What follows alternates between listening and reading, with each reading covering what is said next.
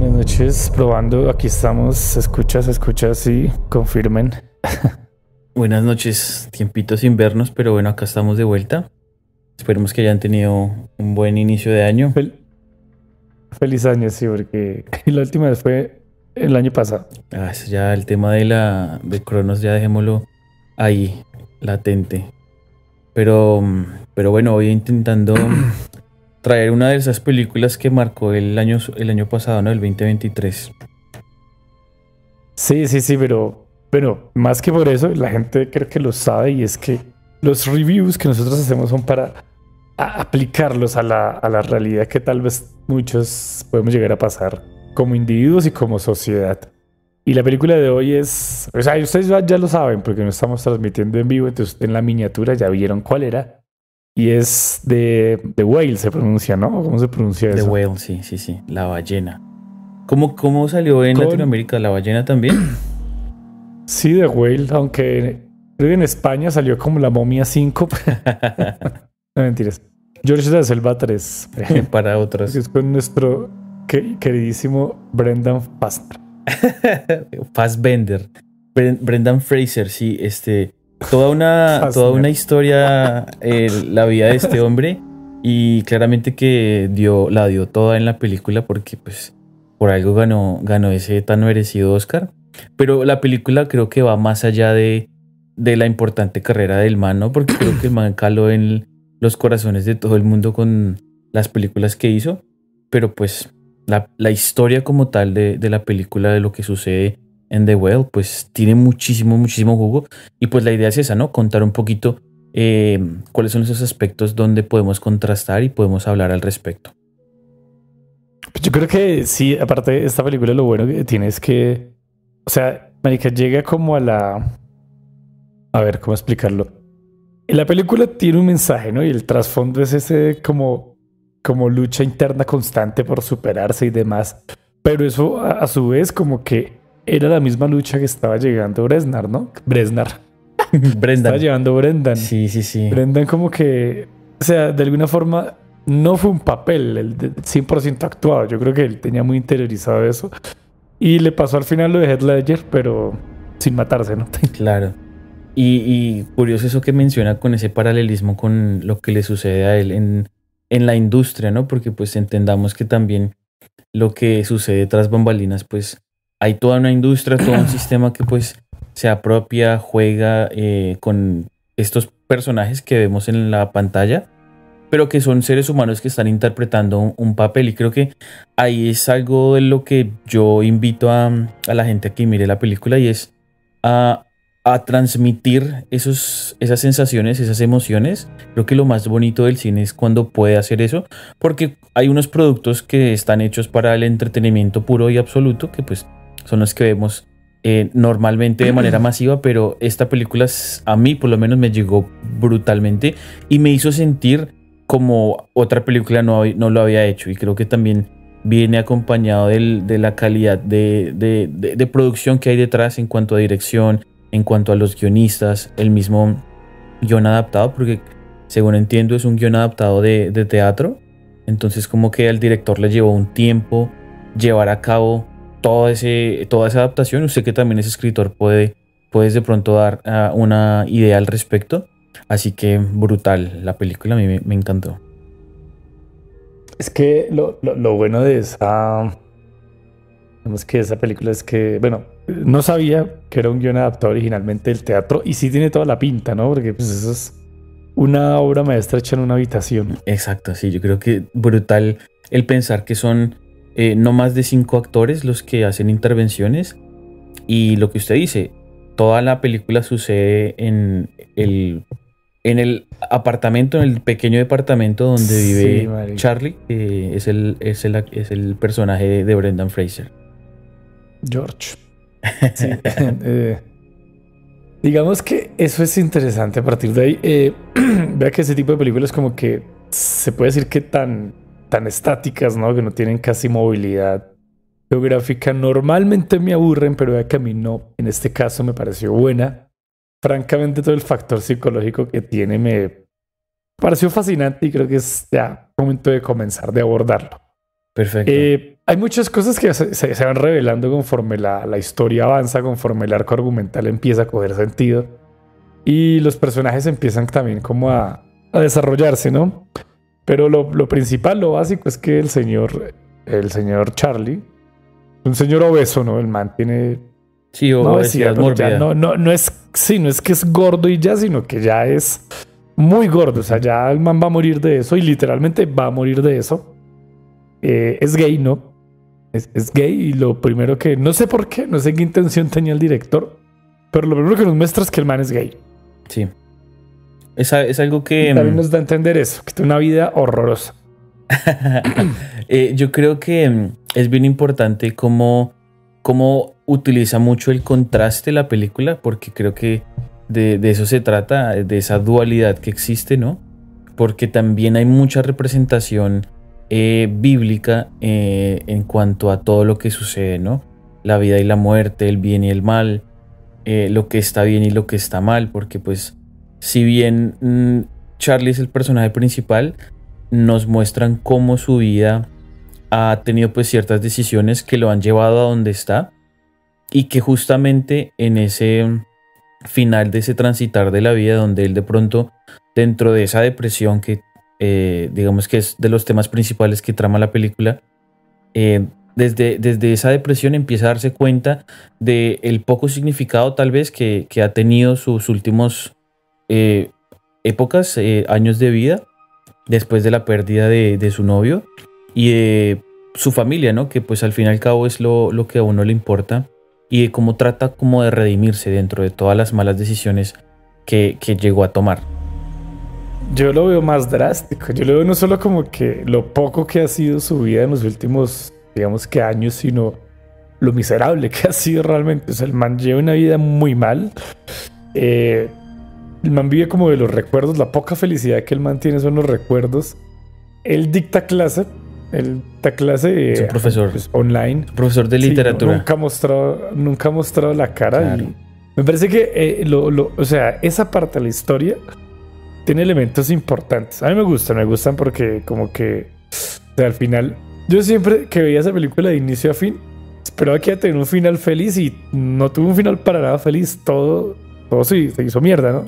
Y otra cosa que me parece un acierto de cómo se cuenta la historia, porque pues estamos un poquito últimamente acostumbrados a fantasías, ¿no? A cosas de superhéroes y demás. Y es la cotidianidad con la que sucede la historia, ¿no? Porque de entrada creo que uno de los primeros planos de la película son la clase virtual que él está haciendo y los estudiantes. Entonces sí, eso remonta mucho a todo este tema de la virtualidad que surgió en COVID, de cómo teníamos que comunicarnos o como hoy en día lo seguimos haciendo, ¿no? Porque entendemos que el COVID cambió la humanidad de cierta manera.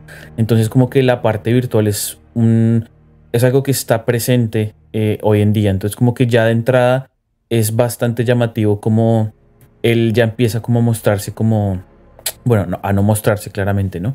Con ese enigma que hay detrás de lo que es él, como profesor tratando de hacer educación, cuando él es todo lo opuesto a lo que un educador tal vez debería dar el ejemplo, ¿no?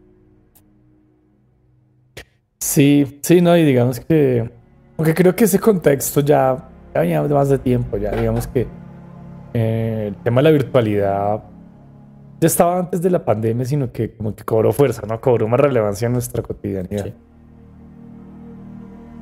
Así que bueno, pero el mancito entonces es un maestro, ¿verdad? Es un maestro, tiene obesidad mórbida, es homosexual. no está solo, ¿no? No está solo porque su amiga Yoko Ono es parte, no sé cómo se llama, yo la referencio como Yoko Ono, pero Yoko Ono. Bueno, ella, que es la cuñada, ¿no? Es la cuñada, ¿cómo es que se llama de verdad ella? Dame un segundo, a ver, buscamos por aquí. Ella es la hermana del exnovio del man y pues claro, eso no lo explican al principio, pues nos van dando a entender. Liz. Pero lo que sí es genial es que Liz era muy incondicional, o sea, Liz era muy en la buena con él. Pues es que ahí está el tema de la pérdida que ocurre, ¿no? Porque ya a medida que va avanzando la trama vamos viendo qué es lo que sucedió con el novio de Charlie, por qué Liz tiene tanto apego, y de hecho Liz, y ahí está el tema otra vez de los contrastes, Liz tiene ese papel de supporter, ¿verdad? De que está ayudando a lo que está pasando con la situación de Charlie, porque es enfermera, está siempre como que revisando que sus signos vitales estén bien. Sin embargo, hay unos momentos donde, y esto me acuerda mucho a otra película del mismo director, que es la de Requiem por un sueño. Ok, el man bien depresivo.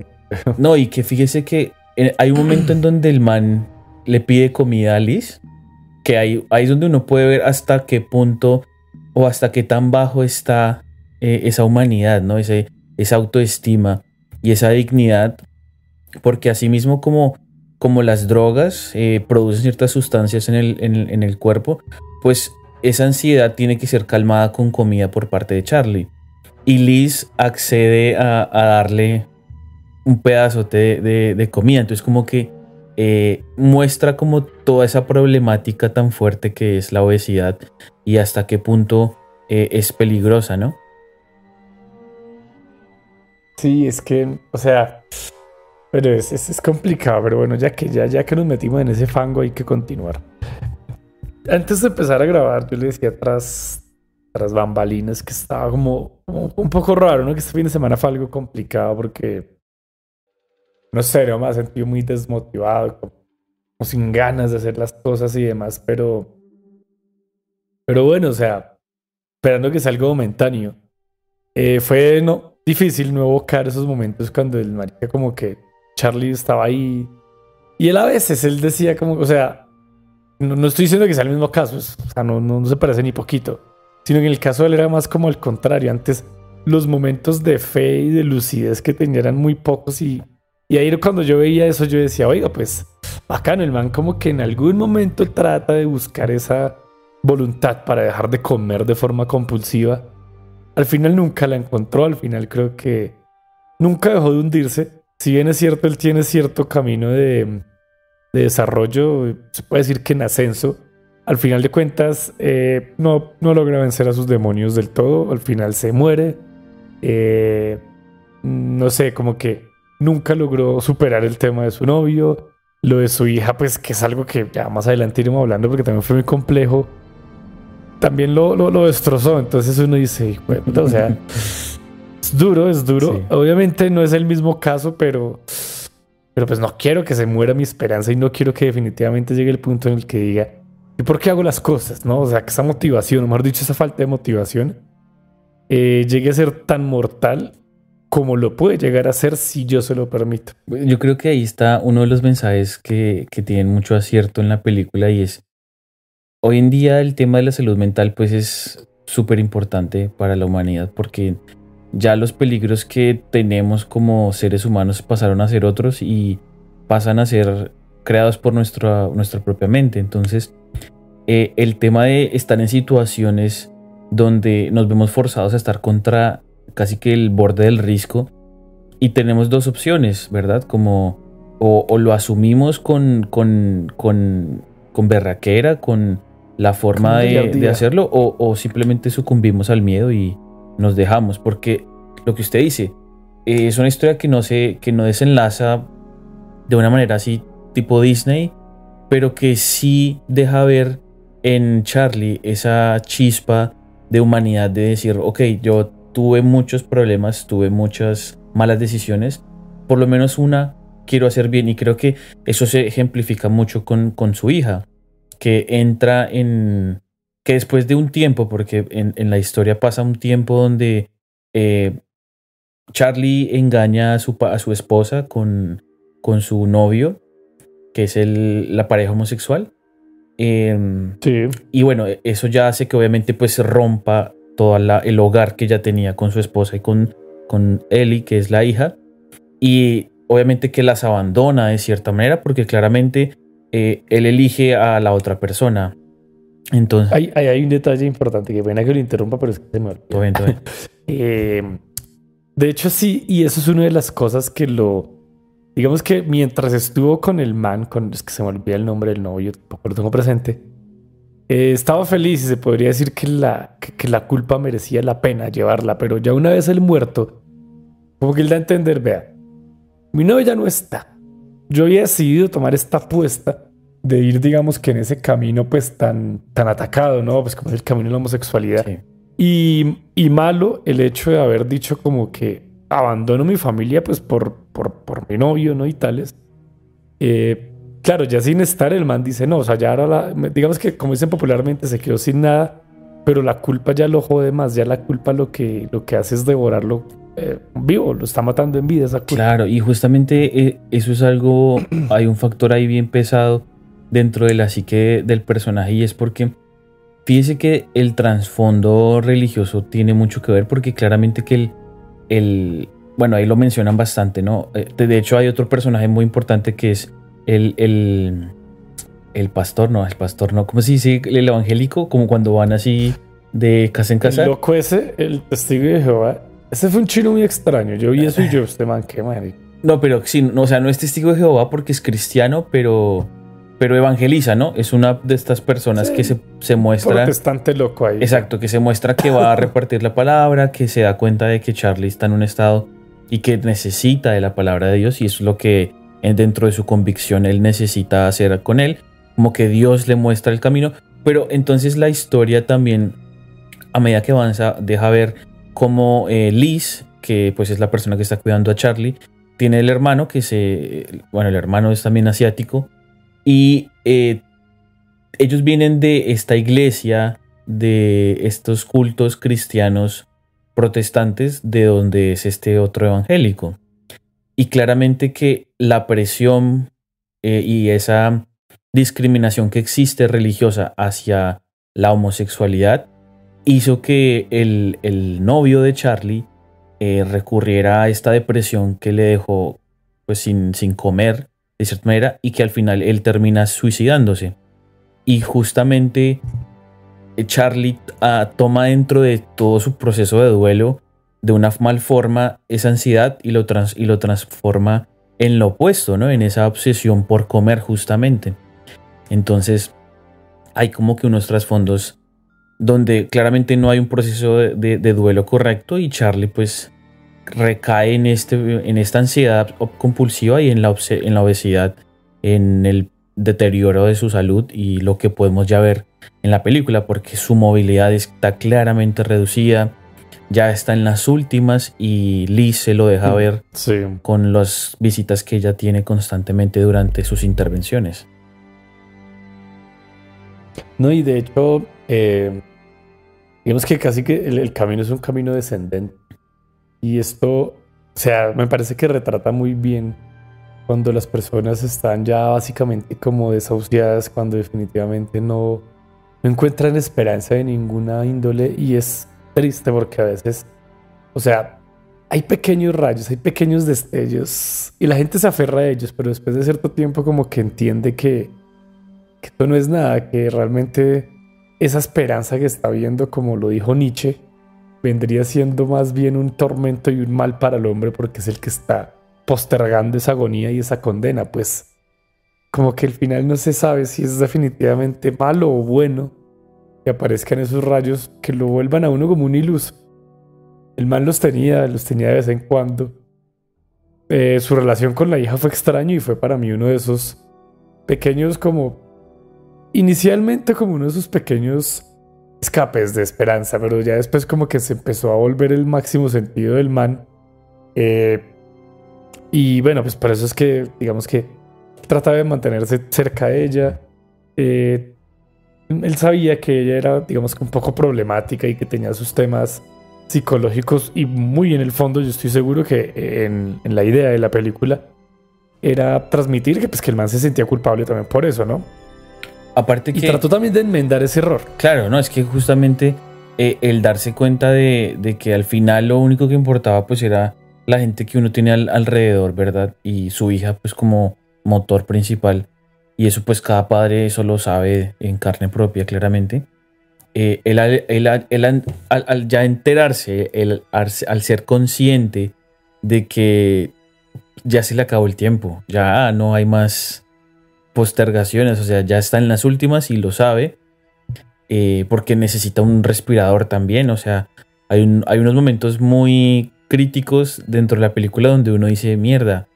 Y está ilustrado de una forma, me parece que espectacular, porque, como vuelvo y digo, genera unas sensaciones fuertes. Uno no sabe si justificar las acciones de Charlie por su estado o incluso las de la misma Ellie, porque lo que usted está diciendo, él es una persona problemática porque creció en un ambiente complicado, un divorcio a temprana edad, un papá que desaparece, una mamá también que no es una santa, que tiene sus problemas también, y pues eso se ve reflejado en el comportamiento tal vez medio emo de Ellie, medio así como bien rebelde. Entonces como que lo único que él de pronto quiere en cuanto a su redención es por lo menos que vea la parte humana, ese pequeño destello, esa chispa que era lo que tenía, lo que tenemos cada uno, ¿no? Si uno la sabe desarrollar, Charlie dentro de su mente, dentro de lo que hizo en su vida, que fue de pronto todo este tema de la literatura, porque creo que también juega un papel importante. Y creo que la analogía con Moby Dick y la ballena la obra Sí. literaria está clara también. Y no solo eso, ¿no? Que al man le salvaba la vida literalmente Escuchar. leer uno de Ajá. los ensayos que la China hizo. No, eso lo hizo la hija, ¿no? Sí, eso lo hizo la hija cuando estaba pequeña. Y son esos... Exacto, porque, o sea, literalmente le salvaba la vida, porque el man estaba Sí, ahí a punto de morirse y se ponía a leer eso. y se calmaba, sí. Eso es un buen detalle, me parece. Porque el man estaba tan aferrado a lo que sentía por su hija que, hay que ser francos, en gran parte era culpa, que su vida ya dependía era de eso. Y tristemente, se puede decir que eso era lo que hacía que su vida estuviera así tan mala, ¿no? Porque parte de lo que lo mantenía con vida era la culpa.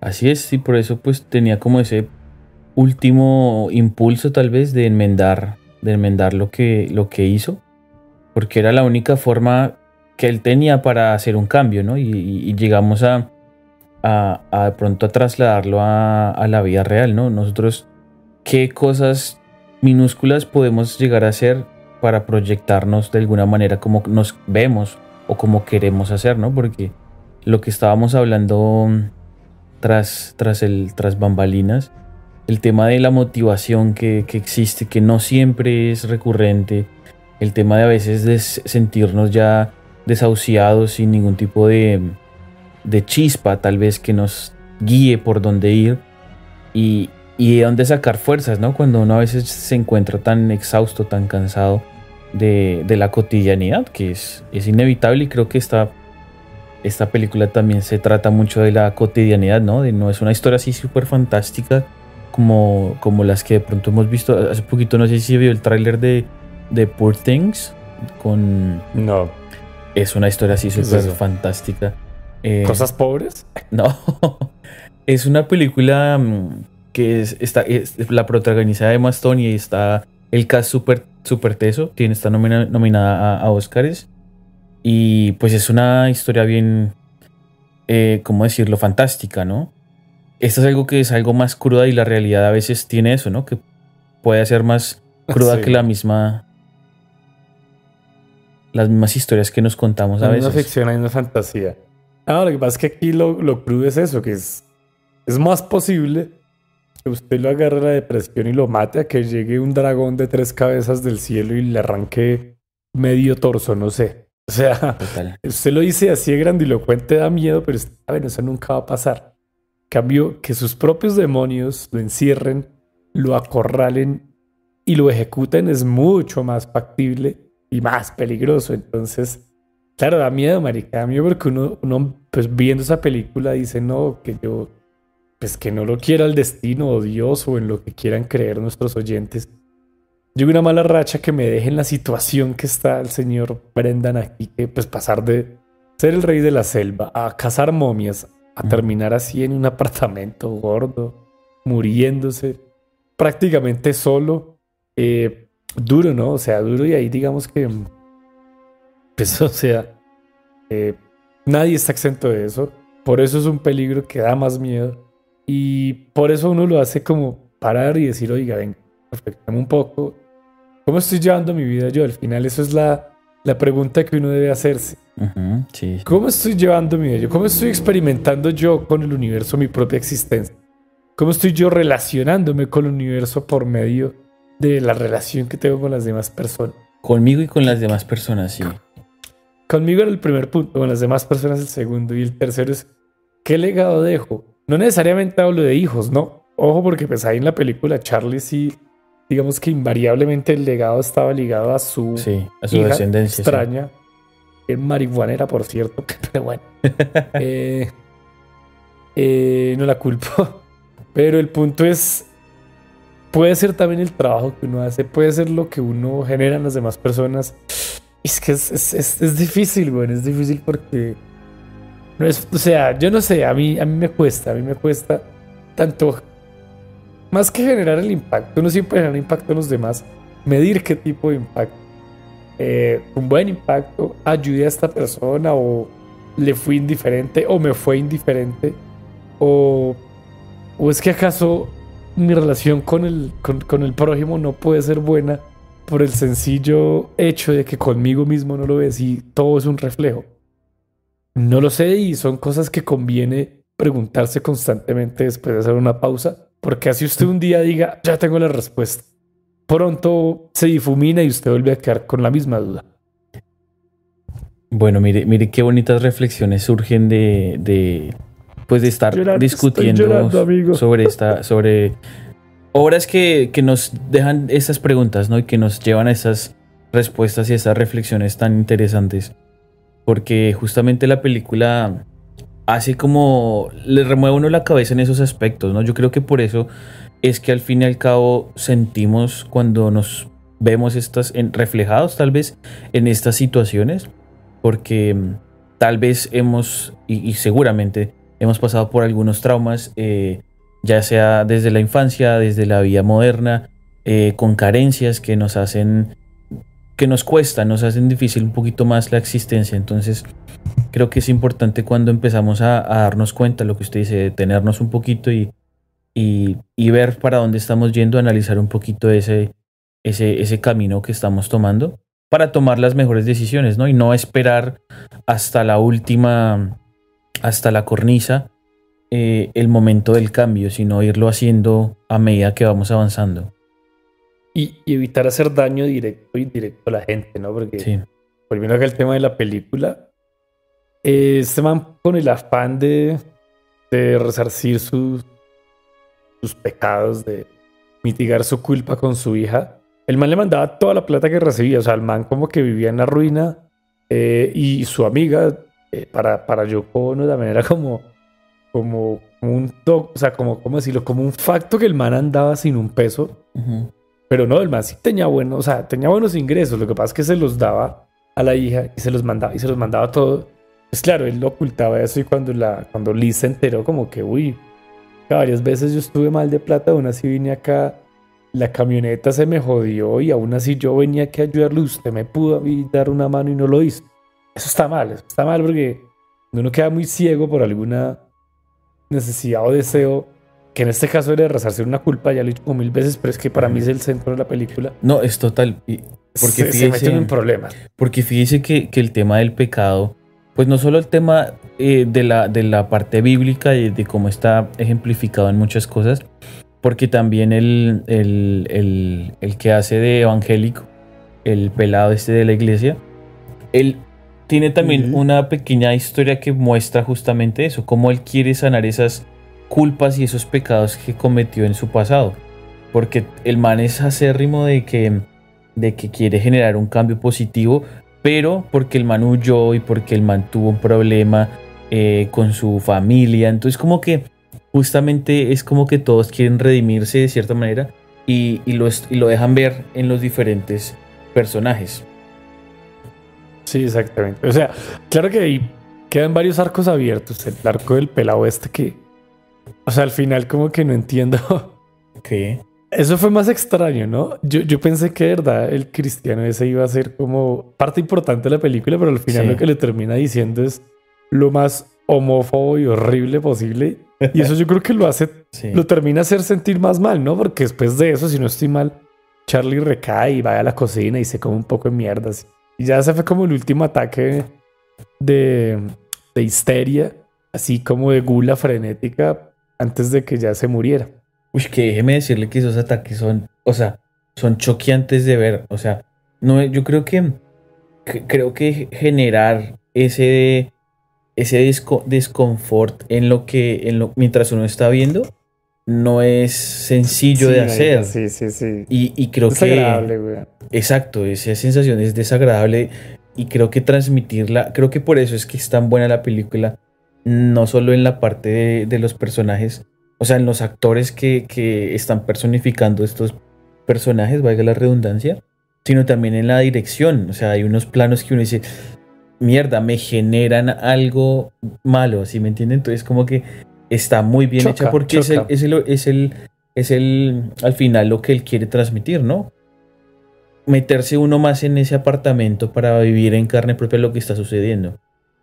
Y que son demonios. Usted no puede ver que si uno es adicto a algo, pues esos ataques son peligrosos porque es una confrontación con su enemigo. Es por lo mismo que cuando, aunque este año he estado bien, pero como cuando en mi caso, cuando estaba así súper alcohólico y demás, o sea, lo que uno borracho hace es malo y es desagradable y uno muchas veces o hace ridículo o se pone violento o hace alguna cosa y ese es usted chocando con el vicio, ese es usted chocando con esa adicción que no lo deja en paz, que después de todo es un demonio y por eso es que se va a ver mal, weón, sea como sea, se va a ver mal.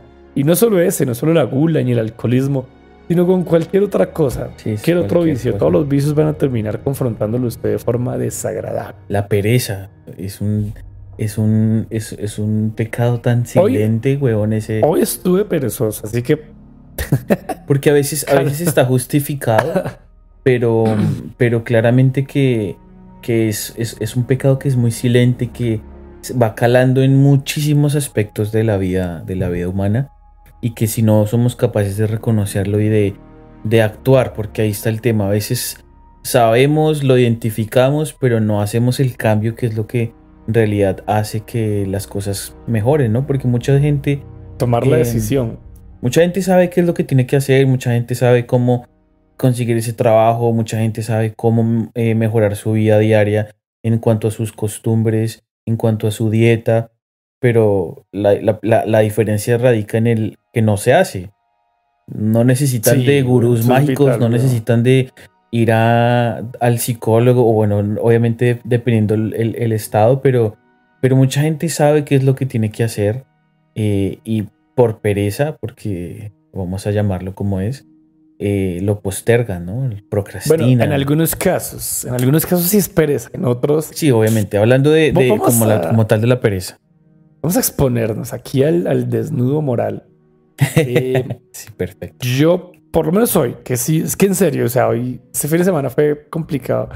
Digamos que terminé muy cansado la semana laboral, no muy motivado, como que a veces uno se siente, ¿qué estoy haciendo? Tan prescindible, tan irrelevante, que bueno, yo sé qué es lo que tengo que hacer, porque yo me he planteado ciertas metas y hey, yo digo, son buenas, he logrado avances y todo, pero días como hoy uno dice, pero marica, ¿para qué? Si llegaré a algún lado con esto, si será algo, si será relevante, si es mi destino. Así como hay días que estoy tan seguro de que sí lo es, hay días como hoy, como ayer, que uno dice, no, güey, ¿qué hago, güey? No entiendo. Pero si seguir o no remando, porque puede que el mar nunca acabe. Entonces es difícil. Y lo que usted dice, o sea, yo sé qué es lo que debo hacer, pero lo que no sé es si llegará a algún punto. Y digamos que al final uno nunca lo sabe, porque si uno lo supiera, pues, breve, yo lo hago porque es la apuesta segura, es a la fija. Claro. Pero entonces, ¿cuál es la gracia, no? Lo que pasa es que a veces uno dice, se pone a mirar uno alrededor y dice, bueno, aunque me estoy saliendo un poquito del tema, pero para cerrar la idea.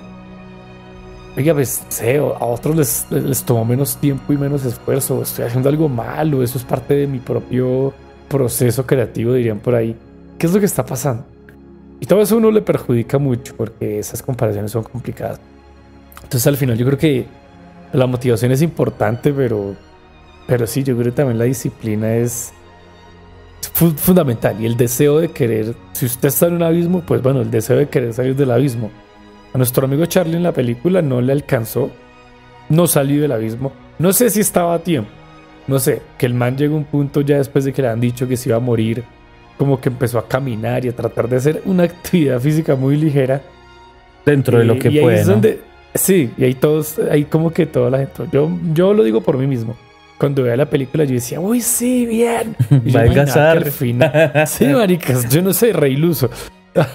Al final yo imaginaba que la película iba a cerrar con el man, bueno, no flaco, pero ya en camino.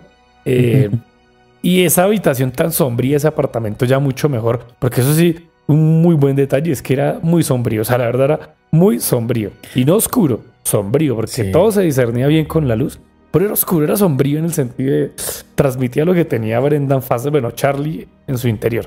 Sí, Yo sí, juraba, sí. va a terminar bien, va a terminar con la hija le va a perdonar, porque es que comenzó como el cliché de pura película en la que al principio Motivación. lo odia, pero ya después sí, como que Sí. ya después le coge cariño y ya son el mejor padre y la mejor hija. No, terminó todo muy mal y yo, puta, ¿qué es esto? Duré Yo creo que una hora de esa, introspección. yo creo que esa crudeza es lo que hace el impacto, que es darse cuenta justamente lo que yo decía del tema de que justo en el borde es que empezamos a cambiar y nos damos cuenta de muchas cosas. Y si bien no sucedió lo que tal vez uno tiende dentro de Quería la o mismísima pensaba. fe a idealizar, a imaginar, sí existe un cambio positivo en las personas que establecen una relación con Charlie. Diría yo que salvo con Liz, tal vez, o supongo que Liz en algún punto perdonará a Charlie de cierta manera, porque Sí, Liz con lo ella quería sí fue, mucho. creo que fue un poquito, fue difícil, porque más allá del amor que le tuvo Charlie al hermano de Liz, pues está todo este tema de que pues él no quiso, dentro de el afán de dar el dinero, que es un tema simbólico. Si me dijera para A- resarcir su ausencia, esta figura exactamente. paterna ausente. Exacto. Sin embargo, bueno, la mismísima Ellie, dentro de su caos, diría yo, dentro del caos que es como humana, genera un impacto positivo en la vida, por lo menos del evangélico, que estaba pasando un momento complicado en su vida y es recontactado por su familia para que vuelva a casa.